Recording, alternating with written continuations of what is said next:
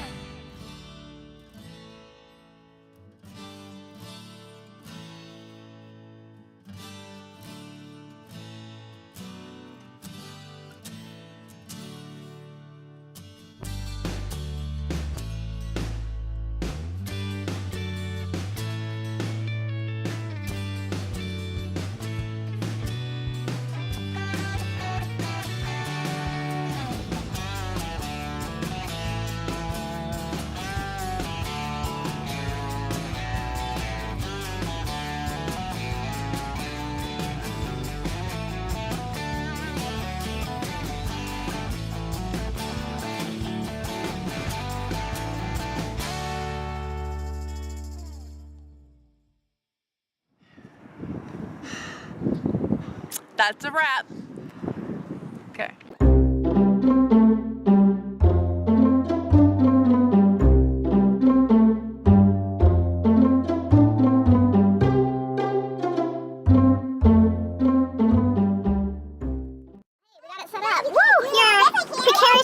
Placed right now. I am inside the jungle gym here. I've got this little girl with me. He's not feeling too well. And I've got this one behind me that you can't see the face, and this is going to slip. This isn't going to work out. Where's the hold it? You can like balance me maybe right here. How's that, Katie? So you got to see some clips of just kind of playing and having a fun time. I just decided to take an easy day today and just take him to the park. I'm trying to get this little capelet done for my daughter for the Nutcracker, which is next weekend. This is Monday, so I have a full, almost 2 weeks. Do that, buddy. I don't know how much chit-chatting I'm going to actually make. I think I'll do it in the car.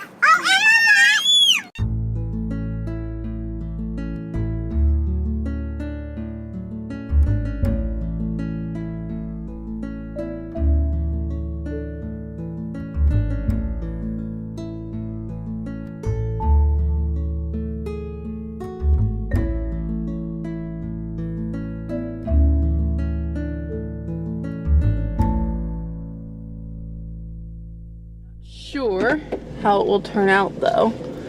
What? Talking to the camera, talking to my YouTube friends.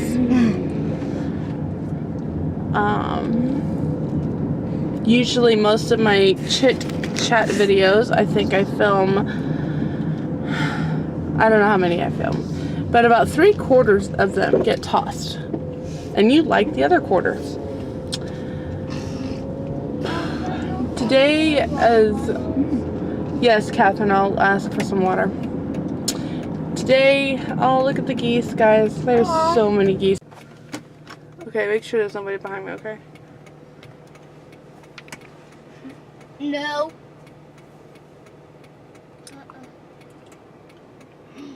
There's so many. It's so beautiful. There's nobody behind. That was beautiful.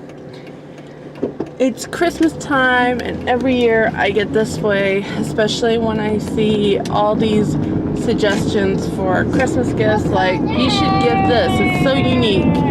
And then there are all like whole websites with mass-produced stuff that you can get for a really good price.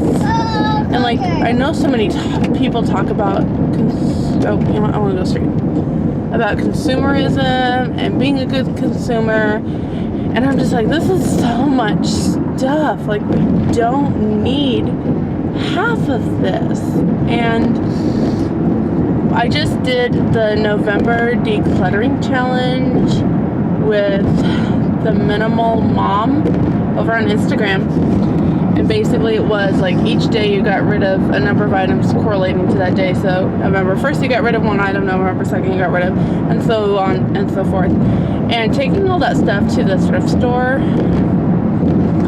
like I think many people were trying to declutter, and there was just this mass stuff that And Christmas time always does this to me. Just seeing all the stuff, seeing everything. And I'm so deliberate about what I buy as Christmas gifts because I don't want to buy something just to buy something. That doesn't make sense to me. And so when I'm doing things, I really think about the person.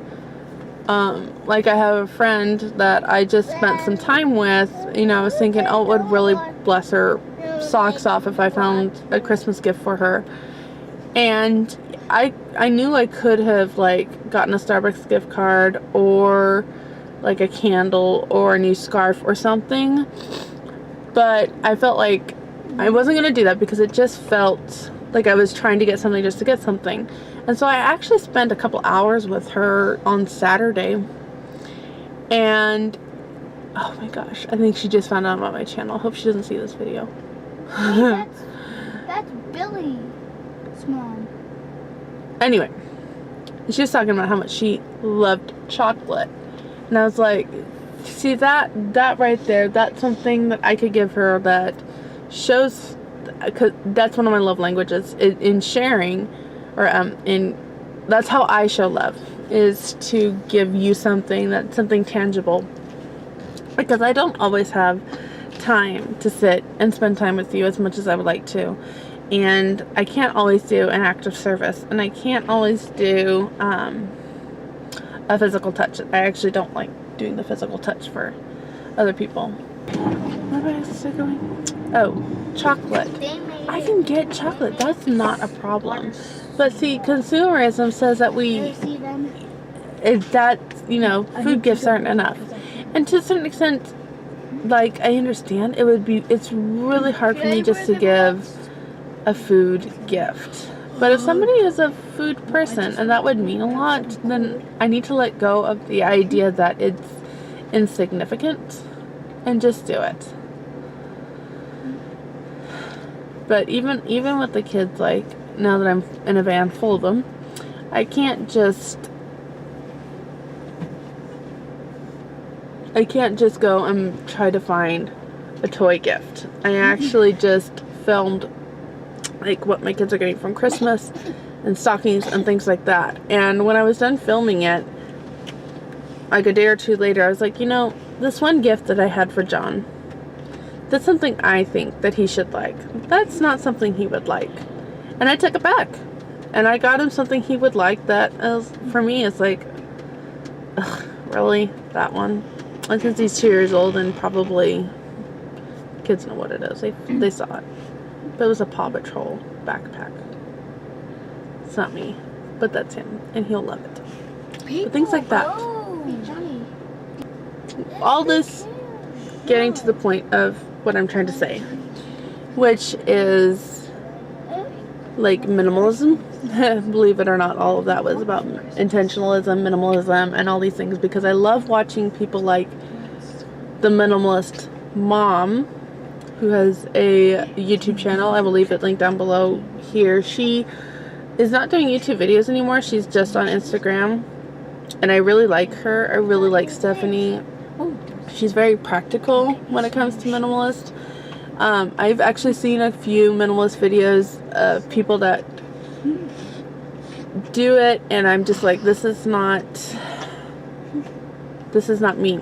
But I really like people like the minimalist mom and Darcy Isabella, because they have kids. They have quite a number of kids. It's not just one or two, and they're talking about what it looks like for each of them. And some of the things make sense. I could never be Darcy Isabella. And some things is like, oh, I can apply this to my life. And going back to the decluttering challenge and the consumerism, like thinking about what I bring in, the stuff that easily goes back out. And I was really thinking about this because of Stephanie from Minimalist Mom Life and from Darcy Isabella. The stuff that quickly comes in that I think I need and that I think I want are the decor items. Like, I love a nicely decorated. I love a nicely put home. And I have friends that do it so phenomenally. but it's not practical for my house, and I keep getting rid of stuff because of that. It's not practical, and it actually causes... What? How? Somebody is backing out. Who is backing out? Dirt. I can't help you, Dirt, so just give me a minute. Okay, no, truck, wait. This person is trying to go. Okay, whatever. Hi, thank you for choosing Del Salsa. My name is Freeway Fresh Meat. Can I assist you? Could I have... That's all. Yes, 2 hot tacos. Okay, that's all. Thank you. So, I don't know how much of this is going to get cut out. So it's definitely this time of year that really makes me reflective. I know I'll never be minimalist when it comes to books. And when I think of minimalism, I think more of having a perfectly clean home. And when I say perfectly clean, I mean like there's no stuff everywhere. Not that it doesn't need a dusting, or it doesn't need a vacuuming, or it doesn't need a wiping. But that stuff just gets put away.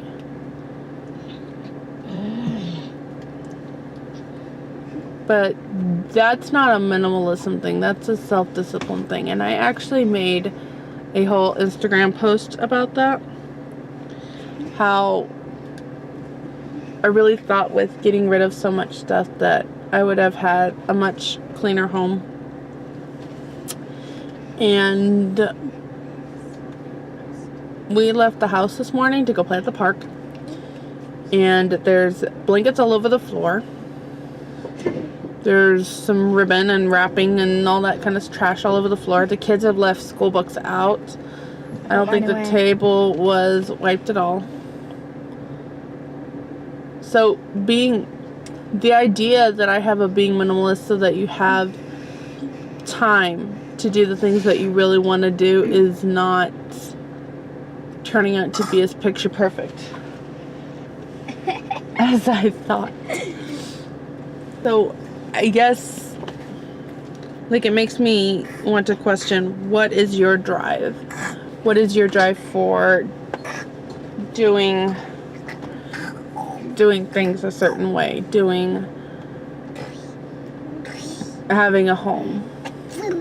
Because there's some real life YouTubers I really do enjoy that show that they don't paint a picture perfect home. They have laundry everywhere. They have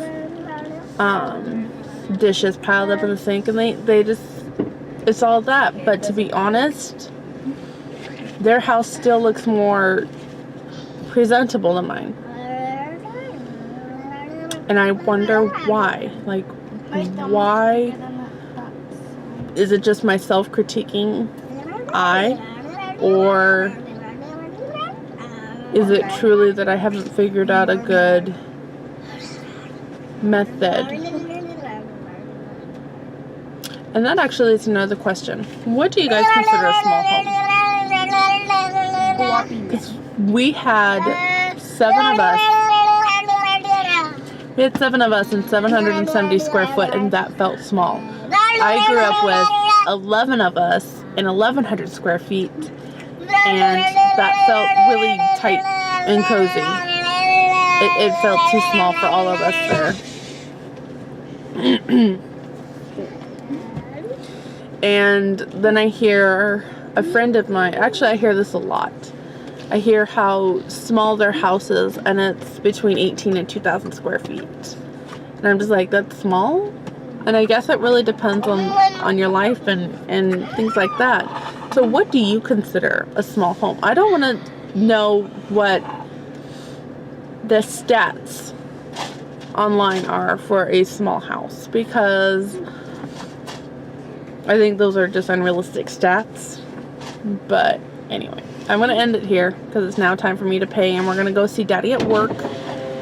That sounds like a really fun thing to do right now. And then I'm going to go home and I'm going to send the kids. No, I'm not. I have to go grab something for us to do for dinner because I have not grocery shopped in 3 weeks. And then what are you going to do? And then we're going to go home and I'm going to clean for a long time. Are you gonna So see you in my next video. Hope you enjoyed. Thank you so much for watching. Bye.